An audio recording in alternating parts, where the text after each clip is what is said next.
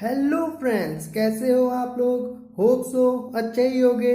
दोस्तों, आज का ये सेशन मैं क्लास 11th के लिए लेने जा रहा हूँ और इस सेशन में जो हम टॉपिक देखेंगे वो है सेट्स। ऑलरेडी मैंने इसके कुछ क्लासेस लिए हुए हैं। अब इस क्लास में और इस सेशन में हम क्या करेंगे, जो रिमेनिंग टॉपिक्स बचे हैं उसे एक एक करके देखते चलेंगे और कुछ प्रॉब्लम्स भी सॉल्व करेंगे उस पर बेस। चलिए इस सेशन को स्टार्ट करते हैं।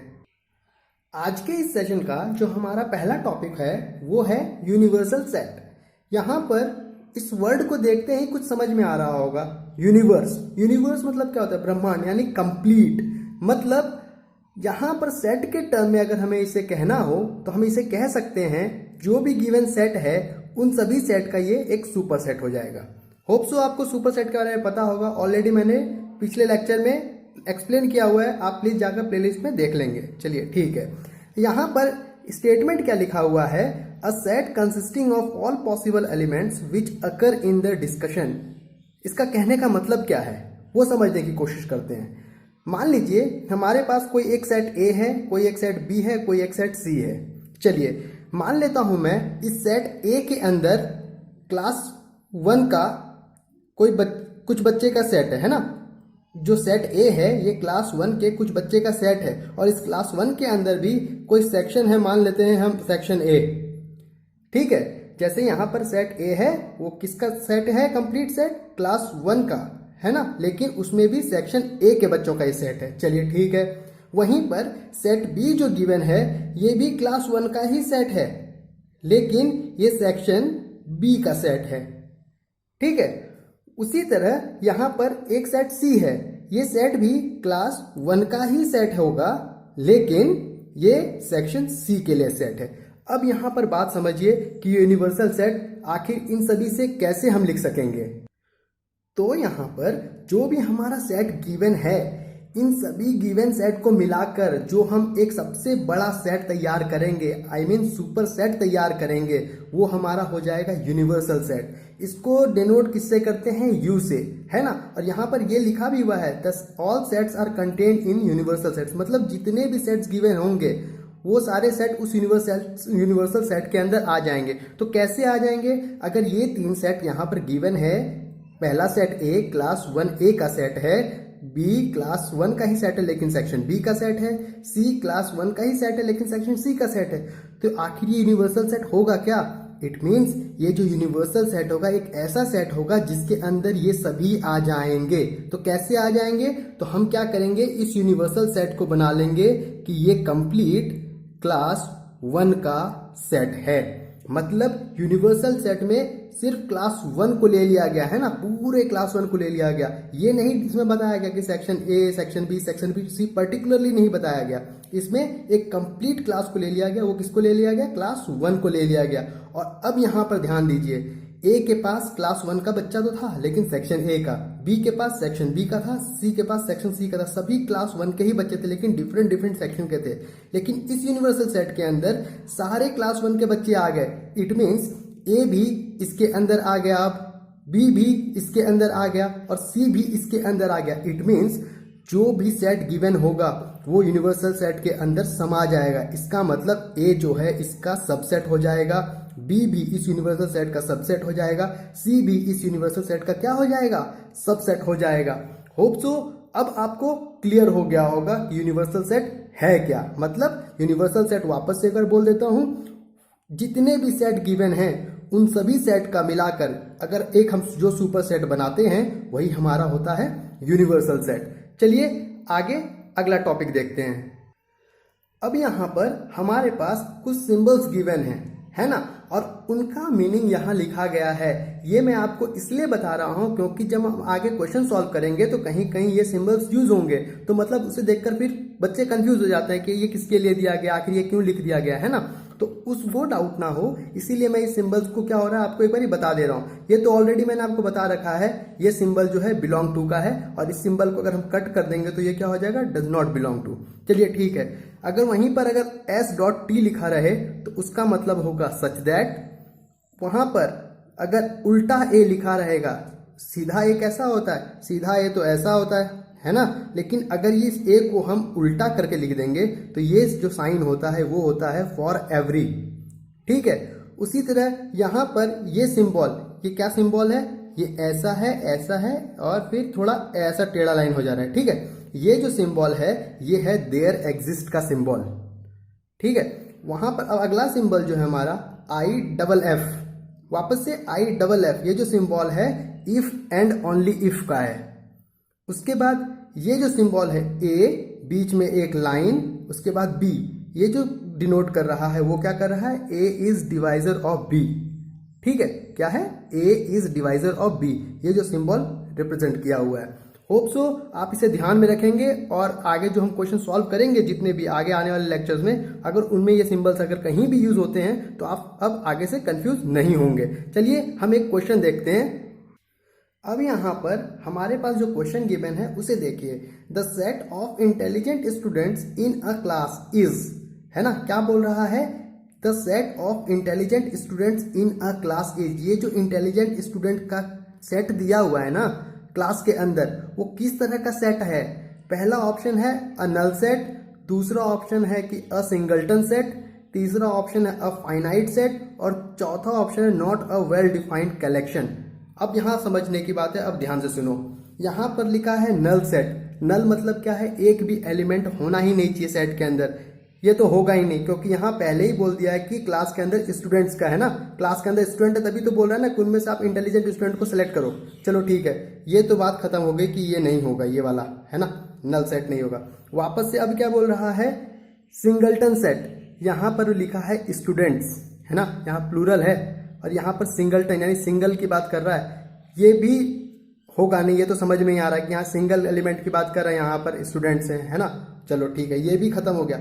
अब यहाँ पर कंफ्यूजन जो आएगा वो होगा फाइनाइट सेट और fourth epsilon not a well defined set. अब यहाँ समझने की बात है, ध्यान से सुनना। फाइनाइट सेट क्या क्या है, फाइनाइट सेट का मतलब है कि हमारे पास एक लिमिटेड अमाउंट ऑफ नंबर्स हैं, उनमें से हमें सेलेक्ट करना है। चलो ठीक बात है, मान लिया हमें एक पल के लिए फाइनाइट सेट है। यहाँ पर लिखा है intelligent students in a class, यहाँ लिखा है इंटेलिजेंट। भैया कैसा इंटेलिजेंट, इंटेलिजेंट तो अलग पढ़ने में भी हो सकता है ना, कि या फिर किसी और ट्रिक के माध्यम में, है ना, कोई मतलब क्या बोलते हैं, किसी तरह का कोई भी कारनामा करने में, उसमें उसके लिए भी तो इंटेलिजेंट हो। कोई मैजिक दिखाने के लिए इंटेलिजेंट हो सकता है, उसका काफी दिमाग हो, शार्प दिमाग हो। अब ये सोचो कि ये इंटेलिजेंट का जो कंडीशन है, टर्म एंड कंडीशन, यहाँ पर सेट नहीं किया गया है कि आप किस तरह के इंटेलिजेंट को चाहते हैं। इंग्लिश में इंटेलिजेंट चाहिए, मैथ्स में चाहिए, कि आपको कंप्लीट पढ़ाई के लिए इंटेलिजेंट चाहिए, कैसा इंटेलिजेंट चाहिए, है ना। आप यहाँ पर एक्सप्लेन कर दो। जब तक यहाँ पर एक्सप्लेन कर नहीं दिया रहेगा कि इंटेलिजेंट स्टूडेंट चाहिए किस एरिया में चाहिए, किस फील्ड में चाहिए, तब तक क्या होगा, ये सेट एक डिफाइंड सेट नहीं कहला पाएगा। ठीक है, फाइनाइट सेट कह सकते थे, लेकिन यहाँ पर आप ये सोचो कि आपका ये इंटेलिजेंट का दायरा कितना बड़ा है।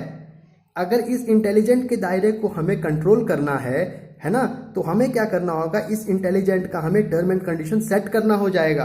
अगर हम यहाँ पर ये बोल देते कि कोई जो मैथ्स में इंटेलिजेंट स्टूडेंट है उसे सेलेक्ट करो, तो यहाँ पर ये फिर फाइनाइट सेट हो जा सकता था। लेकिन यहाँ पर सिर्फ इंटेलिजेंट वर्ड यूज किया गया है, और इंटेलिजेंट क्या है, बहुत ही बड़ा रेंज है, उसके अंदर बहुत से तरीके के चीजें आ सकती हैं इंटेलिजेंट होने के लिए। तो यहाँ पर क्या है, फाइनाइट सेट हो सकता था लेकिन होगा नहीं। यहाँ पर ये हो जाएगा not a well defined collection, क्योंकि यहाँ पर इंटेलिजेंट का जो टर्म एंड कंडीशन है ना, वो फिक्स नहीं किया गया है। अगर इसे फिक्स कर देता किसी एक पर्टिकुलर सब्जेक्ट या फिर किसी एक पर्टिकुलर एरिया के लिए, तो फिर ये फाइनाइट सेट हो सकता था। यहाँ पर हमारा आंसर क्या हो जाएगा, not a well defined collection, है ना, क्योंकि इंटेलिजेंट का दायरा यहाँ सेट नहीं है।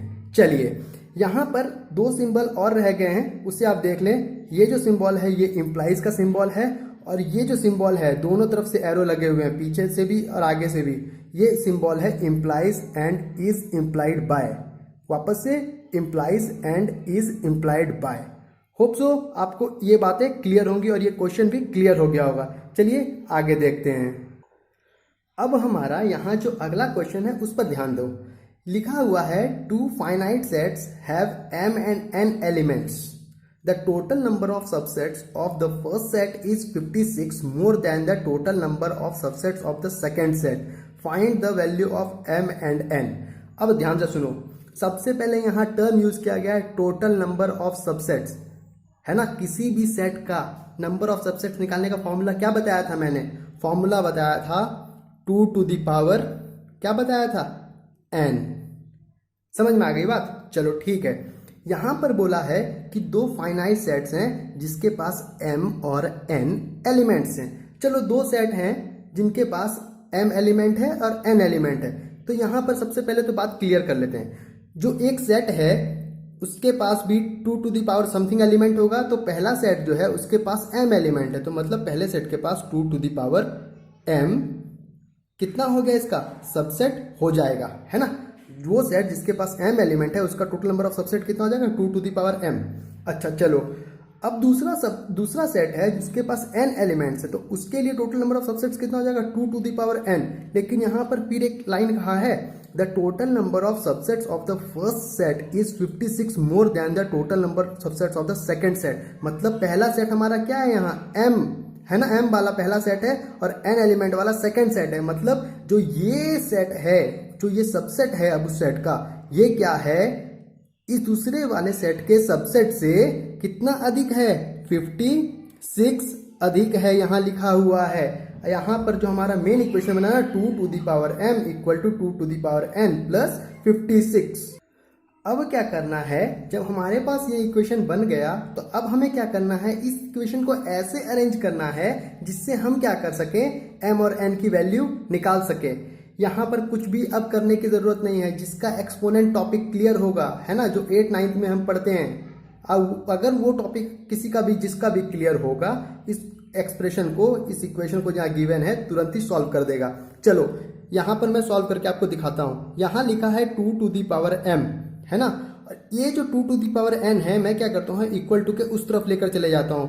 कांस्टेंट को एक तरफ रख लेता हूँ और जो भी हमें टर्म निकालना है उसे मैं एक तरफ कर देता हूँ। चलो क्या करता हूँ मैं, इसको जब उस तरफ ले जाऊंगा तो यहाँ पॉजिटिव है, यहाँ जाकर नेगेटिव हो जाएगा, तो कितना हो जाएगा, -2 to the power n equal to कितना हो जाएगा, 56।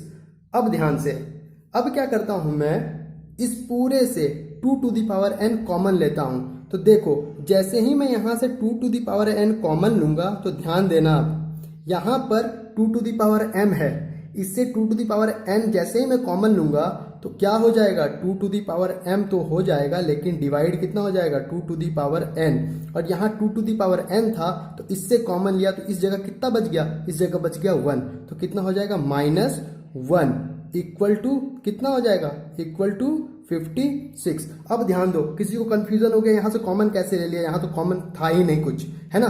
चलो देखो ध्यान से, जैसे ही मैं 2 to the power n common लिया हूं तो मैंने क्या किया है, 2 टू द पावर n इसके नीचे डिवाइड किया है। क्यों किया है, क्योंकि जैसे ही 2 टू द पावर n को ब्रैकेट के अंदर वापस से लाएंगे, अगर इस पूरे टर्म से मल्टीप्लाई होगा तो ये और ये कैंसल आउट हो जाएगा और वापस से 2 टू द पावर m ही बच जाएगा, जो कि यहाँ पर दिया हुआ है। मतलब हमने जो ये चेंज किया है, हमने जो कॉमन निकाला है, उस कॉमन निकालने के बाद ये जो चेंज किया है डिवाइड करके, उससे क्या हुआ, उससे ये जो गिवन टर्म लिखा हुआ है उस पर कोई फर्क नहीं पड़ा है।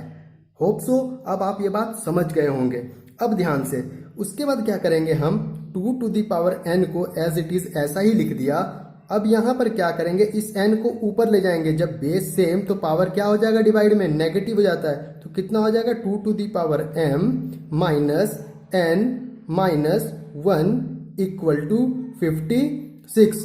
अब ध्यान से, है ना, चलो देखते हैं इसके आगे कैसे सॉल्व होगा। यहां पर 2 to the power n into 2 to the power m minus n minus 1 लिखा हुआ है और इक्वल टू में 56 लिखा है। तो हम क्या करते हैं, इस 56 को ऐसा ब्रेक करते हैं जो कि इन दोनों के मल्टीपल में आ जाए, इन द सेंस कि 56 को ऐसा ब्रेक करना है कि यहां पर जो बेस है 2, उसके टर्म में 56 जो हम ब्रेक करें वो आ जाए। तो कैसे ब्रेक करेंगे अब वो समझो। यहां पर एज इट इज वापस से लिख लिया हमने 2 टू द पावर n, यहां लिख दिया 2 to the power m minus n, यहां होल माइनस 1 है ना, इक्वल टू इस 56 को कैसे तोड़े, इस 56 को तोड़ेंगे 8 इंटू 7। तो अब क्या होगा, ध्यान दो, इस 8 को हम क्या लिख सकते हैं, इस 8 को हम लिख सकते हैं 2 टू द पावर 3। ध्यान से, इस 8 को क्या लिख सकते हैं, 2 टू द पावर 3। और इस 7 को क्या लिख सकते हैं, इस 7 को क्या लिख सकते हैं, इस 7 को हम लिख सकते हैं 8 minus 1, in the sense 2 to the power 3 minus 1। ध्यान से, है ना, इस 8 को हमने लिख दिया 2 टू दी पावर 3 इंटू इस 7 को क्या लिख दिया 8 माइनस 1। मतलब हमने इसको ऐसा अरेंज किया है कि जो LHS के अंदर हमारा बेस 2 था और उसका पावर कुछ था, है ना, m और n के टर्म में, हमने एज इट इज इस 56 को भी ऐसा ब्रेक कर लिया कि उसे हम LHS में जो बेस 2 था RHS में भी उसी बेस 2 के टर्म में हमने क्या कर लिया, कन्वर्ट कर लिया। तो इससे क्या हो गया, इससे हमें फायदा हो गया कंपैरिजन करने में। कंपैरिजन कैसा, यहाँ देखो 2 टू दी पावर n, यहाँ भी 2 to the power n into 2 to the power m minus n minus 1, यहाँ भी 2 to the power m minus n minus 1। इसका मतलब क्या हो गया कि यहाँ जो 2 टू दी पावर n है तो इस n की जगह राइट हैंड साइड में कितना दिया हुआ है, 3 दिया हुआ है। मतलब n की वैल्यू कितनी दे रखी है, 3 दे रखी है। बाय कंपैरिजन हम ऐसा कर रहे हैं। और यहाँ पर m माइनस n है तो यहाँ पर m माइनस n की वैल्यू कितनी दे रखी है, 3 दे रखी है ना। तो कितना हो गया m minus n equal to 3। अब ध्यान दो, इस n को क्या करते हैं हम उस तरफ लेकर चले जाते हैं। कितना हो जाएगा m बराबर 3 प्लस n, और यहाँ पर ऑलरेडी कंपेयर करके हमने n की वैल्यू लिख ली है। कितनी हो गई है, n बराबर 3 हो गई है। तो मतलब इस n की वैल्यू हमें पता है कितनी है, 3। तो हम क्या करेंगे, इस n की जगह रख देंगे तो वैल्यू कितना हो जाएगा, 3 प्लस 3, हाउ मच, 3 प्लस 3 हो जाएगा हमारा 6। और ये हो गया हमारा सॉल्व। n की वैल्यू कितनी आ गई, 3, और m की वैल्यू कितनी आ गई, 6। होप सो आपको ये क्वेश्चन समझ में आ गया होगा कि हम इसे सॉल्व कैसे कर रहे हैं।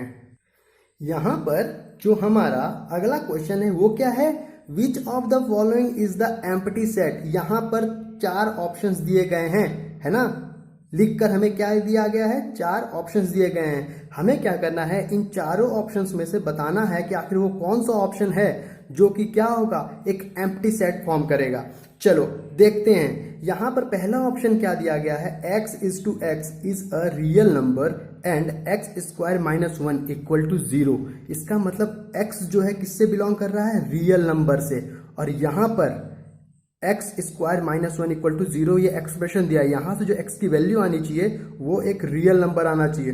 तो चलो सॉल्व करके हम देख लेते हैं क्या होता है। तो यहाँ लिखा है x square minus 1 equal to 0, तो 1 को अगर हम उस तरफ लेकर जाएंगे तो कितना हो गया, x स्क्वायर इक्वल टू 1। अब क्या होगा, स्क्वायर को अगर 1 पर डालेंगे उस तरफ ले जाएगा तो कितना आ जाएगा, अंडर रूट आ जाएगा, यानी अंडर रूट 1। ध्यान दो, अंडर रूट 1 की वैल्यू कितनी होती है, 1 ही होती है। रूट के आगे प्लस माइनस होता तो प्लस माइनस 1 भी लगा दो, कोई दिक्कत नहीं है ना। तो कितना हो गया x का वैल्यू, x का वैल्यू क्या, प्लस माइनस 1। ये तो भैया रियल नंबर के अंदर आता ही है ना, ये तो रियल नंबर के अंदर ही आता है। चलो ठीक है, ये बात समझ में आ गई। अब दूसरा ऑप्शन क्या है, x is to x is a real number. वापस से क्या है, x जो है रियल नंबर से बिलोंग कर रहा है। x square minus 9 equal to 0, जो ऊपर का एक्सप्रेशन था एज इट इज यहाँ भी दिया है। तो मतलब इसको भी अगर हम वापस से ऊपर वाले की तरह सॉल्व करेंगे तो यहाँ x का वैल्यू कितना आ जाएगा, under root 9। It means x का वैल्यू आ जाएगा प्लस माइनस 3। ये भी रियल नंबर के अंदर आ गया। चलो ठीक है, ये भी हमारा किसके अंदर आ गया, रियल नंबर के अंदर। अब ध्यान से सुनो, यहाँ पे लिखा है x is a real number and x square equal to x plus 2। चलो ठीक है, इसको अब कैसे सॉल्व करें वो ध्यान देने वाली बात है। इसको सॉल्व करने के लिए क्या करेंगे, इस एक्सप्रेशन को इन सभी को इस तरफ लेकर आएंगे तो कितना हो जाएगा, x square minus x minus 2 equal to 0, है ना।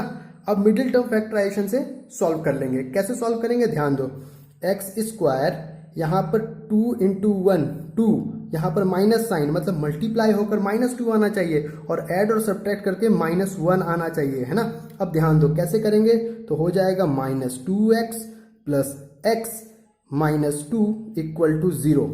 हो गया ना, माइनस 2 प्लस एक्स, है ना, minus 2x plus x minus x, और इन दोनों को मल्टीप्लाई भी करेंगे तो माइनस 2x स्क्वायर हो जाएगा। मतलब हमने जो यहाँ पर मिडिल टर्म फैक्टराइजेशन किया वो सही है ना। 11th में हो यार, इतना तो समझ ही सकते हो। चलो ठीक है, आगे देखते हैं। यहाँ पर हो गया, इन दोनों में से x कॉमन निकालते हैं। x जैसे ही हमने कॉमन निकाला कितना हो गया, x minus 2 plus 1 into x minus 2 equal to 0। अब ध्यान से यहाँ से x माइनस टू कॉमन निकाल लो, कितना हो गया, x माइनस 2 कॉमन निकल गया। यहाँ कितना बच गया, x प्लस 1, कितना बच गया, x प्लस 1 इक्वल टू 0। तो यहाँ से कंपेयर कर लेंगे अगर, तो x बराबर 2 आ जाएगा और एक x बराबर -1 आ जाएगा। ये भी तो रियल नंबर के अंडर ही आ गया ना, तो मतलब ये ऑप्शन भी नहीं रहा। मतलब हमसे पूछा था कि आखिर वो कौन सा सेट है यहाँ पर गिवन जो कि एम्प्टी सेट होगा। 3 तो नहीं आए, चलो चौथे को चेक कर देखते हैं क्या चौथा एम्प्टी सेट है या नहीं। अब यहाँ पर जो चौथा ऑप्शन है वो क्या है, x is a real number and x square plus 1 equal to 0। मतलब x वापस से रियल नंबर को बिलोंग कर रहा है, लेकिन ये जो एक्सप्रेशन दिया है इस एक्सप्रेशन को सॉल्व करके दिखाना होगा कि क्या सच में x रियल नंबर से बिलोंग कर रहा है या नहीं। तो चलिए आइए देखते हैं। तो यहाँ जो एक्सप्रेशन है हमारा वो क्या है, x square plus 1 equal to 0। तो अब क्या करेंगे, हम इस 1 को उस तरफ भेजेंगे, उस तरफ भेजेंगे तो क्या हो जाएगा, एक्स स्क्वायर इक्वल टू -1, है ना। चलो यहां पर क्या है, इस स्क्वायर को उस तरफ भेजेंगे तो जरा ध्यान दो, ऐसे अगर करके भेजे तो यहाँ अंडर रूट हो गया, अंदर में -1 आ गया। अब जरा ये सोचकर बताओ मुझे, अब तक कभी ऐसा देखा है क्या अंडर रूट के अंदर कोई भी नंबर नेगेटिव हो? हमने आज तक 10th क्लास तक जो आपने पढ़ा है जो भी मैथ्स, उसमें कभी आपने ऐसा एक्सप्रेशन देखा है क्या, x के अंदर कोई भी नंबर जो लिखा हो वो नेगेटिव में और उसका स्क्वायर रूट निकाल रहे हो? नहीं देखा है हमने। 11th में आगे चलकर देखोगे आप कॉम्प्लेक्स नंबर में इस तरह का एक्सप्रेशन, लेकिन ये जो एक्सप्रेशन है ना ये एक इमेजिनरी नंबर का लिखा हुआ है, ठीक है। तो मतलब जो कॉम्प्लेक्स नंबर होता है वो रियल नंबर और इमेजिनरी नंबर का कॉम्बिनेशन होता है। तो ये जो यहाँ पर टर्म लिखा हुआ है, ये टर्म जो है इमेजिनरी नंबर को दिखा रहा है। तो मतलब जब ये नंबर इमेजिनरी नंबर को दिखा रहा है तो यहाँ तो हमसे रियल नंबर मांगा है, तो ये क्या होगा, ये नंबर जो यहाँ x का निकल कर आया है ये एक इमेजिनरी नंबर है, ये इस सेट के अंदर रियल नंबर को सेटिस्फाई नहीं कर पाएगा। इसका मतलब जो हमारा ऑप्शन 4th है यही क्या है, हमारा एक एम्प्टी सेट है। क्यों? क्योंकि यहाँ जो आंसर निकला है वो एक इमेजिनरी नंबर निकला है और यहाँ जो सेट है वो एक रियल नंबर को सेटिस्फाई कर रहा है x की वैल्यू को, ठीक है। तो क्या है, यहाँ पर हमारा आंसर आ गया और हमारा आंसर क्या हो गया, 4th, जो कि एक एम्प्टी सेट होगा। होप सो आपको ये बात समझ में आ गई होगी। अब यहाँ पर हमारा जो अगला टॉपिक है वो है वेन यूलर डायग्राम, जिसे कि हम दूसरे नाम से बुलाते हैं वेन डायग्राम। अब समझने की बात है ये वेन डायग्राम है क्या। इस वेन डायग्राम में क्या है, हमने जो पीछे सेट्स पढ़ा है ना, universal set, subset, proper set. अब समझने की बात है, यहाँ पे समझो। जो हमारा यूनिवर्सल सेट है उसे मैंने आपको क्या बताया इसी लेक्चर के स्टार्ट में, मैंने आपको बताया कि जो हमारा यूनिवर्सल सेट है वो सभी गिवन सेट्स का एक सुपर सेट है। मतलब सभी सेट्स जितने भी दिए गए उन सभी को मिलाकर जो एक सबसे बड़ा सेट बन जाएगा, उनके सारे जैसे ए बी सी के सभी एलिमेंट्स को मिला लो और उसके बाद एक सेट तैयार करो। हाँ, उसमें क्या है, एलिमेंट्स रिपीट नहीं करने चाहिए, है ना, एक वेल डिफाइंड सेट बनना चाहिए और डिस्टिंक्ट एलिमेंट्स के साथ। तो वो जो सेट बन जाएगा वो क्या हो जाएगा, हमारा यूनिवर्सल सेट बन जाएगा। तो यहाँ पर क्या होता है कि जैसे मान लो कोई एक यूनिवर्सल सेट है जिसे हम क्या करते हैं, यू से रिप्रेजेंट करते हैं। इस यूनिवर्सल सेट का जितना भी सेट गिवन होगा वो क्या होगा, एक सबसेट होगा। सबसेट होगा इन द सेंस वो सारा का सारा गिवन सेट इस यूनिवर्सल सेट के अंदर ही आएगा। तो यहाँ पर इस डायग्राम को रिप्रेजेंट करके मैं आपको समझा रहा हूँ। मान लो सपोज कि ये हमारा जो रेक्टेंगल दिया हुआ है ये पूरा का पूरा एक यूनिवर्स है। क्या है, ये पूरा का पूरा यूनिवर्स है और ये जो गोला दिख रहा है ना, इस यूनिवर्स के अंदर क्या है, ये एक प्लेनेट है। ये पूरा का पूरा एक यूनिवर्स है, इस यूनिवर्स के अंदर एक प्लेनेट है ये। तो मतलब ये प्लेनेट जो है पूरे के पूरे यूनिवर्स के अंदर आ गया और इस प्लेनेट को मैं मान लेता हूं कोई सेट ए है। क्या है, कोई सेट ए। और ये जो पूरा एरिया है ना, पूरा रेक्टेंगल एरिया, ये पूरा का पूरा एरिया एक कंप्लीट यूनिवर्सल सेट है। मतलब पूरा का पूरा एरिया क्या है, पूरा का पूरा एरिया, ये पूरा एरिया है ना, इंक्लूडिंग दिस ये एरिया भी पूरा का पूरा क्या है, एक यूनिवर्सल सेट है। जैसे ही कोई एक सेट यूनिवर्सल सेट के अंदर आया, इसका मतलब इसका सबसेट बन गया। मतलब यूनिवर्सल सेट के जितने भी सबसेट्स होंगे वो क्या होगा, हमेशा यूनिवर्सल सेट के अंदर ही घुस जाएंगे। मतलब जैसे कोई दूसरा सेट होता, दूसरा सेट मान लो एक सेट ए है एक सेट बी है और ये दोनों सेट आपस में इक्वल नहीं है। जैसे ही ये दोनों सेट आपस में इक्वल नहीं है तो क्या होगा, ए तो इसके अंदर आ गया है, बी भी क्या होगा, कहीं इसके अंदर आ जाएगा। तीसरा सेट सी है जो कि तीनों आपस में डिफरेंट है, वो क्या होगा, एक अलग जगह पे आ जाएगा। होप सो आप समझ रहे होगा बात मैं क्या कहना चाह रहा हूँ। तो यहाँ पर जो हम वेन डायग्राम बनाते हैं उसमें हम यूनिवर्सल सेट को जो है रेक्टेंगल से रिप्रेजेंट करते हैं और उसके जितने भी सबसेट्स होंगे, जो भी गिवन सेट्स होंगे, उसको हम क्या होता है मैक्सिमम यूजुअली जो है हम एक सर्कल से रिप्रेजेंट करते हैं। होप सो आपको ये बात समझ में आ गई होगी।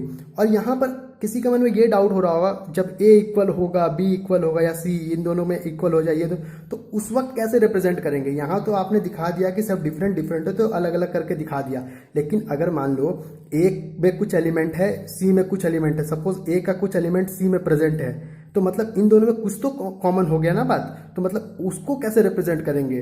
तो इन सभी बातों को मैं आपको नेक्स्ट लेक्चर में डिटेल में समझाऊंगा। तब तक के लिए आप मेरे इस वीडियो को ऐसे ही देखते रहें, चैनल को सब्सक्राइब करें, शेयर करें वीडियो को, कमेंट करें। तब तक के लिए thank you, have a nice day.